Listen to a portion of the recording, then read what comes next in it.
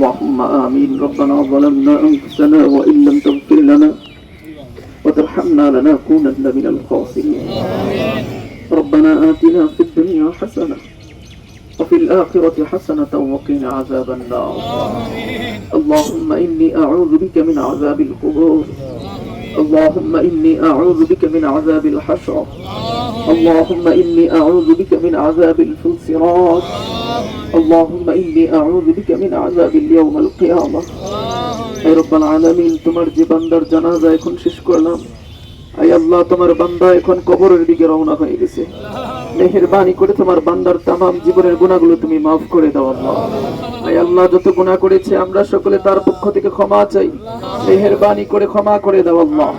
আয় আল্লাহ কিছুক্ষণ পরেই তাকে কবরস্থ করা হবে। আয় আল্লাহ কবরের মধ্যে আল্লাহ তাকে সওয়াল করা হবে, প্রত্যেকটা সওয়ালের জবাব দেওয়ার তৌফিক তুমি দান করে দাও।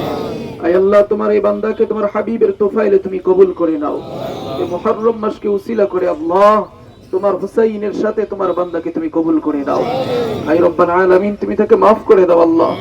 আয় আল্লাহ তোমার এই বান্দাকে উসিলা করে আমাদের সকলকে তুমি maaf করে দাও। আয় আল্লাহ তোমার বান্দার কবরটা তুমি জান্নাতের টুকরো বানিয়ে দাও।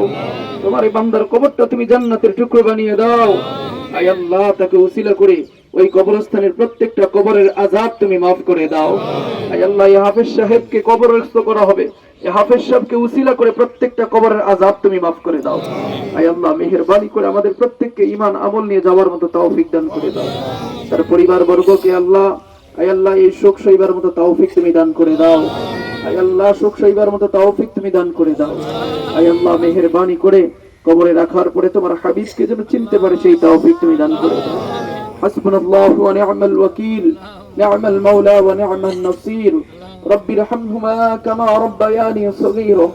আল্লাহুম্মা রব্বির হামহুমা কামা রাব্বায়ানা সগীরা। ربنا تقبل منا ببركة لا إله إلا الله محمد رسول الله.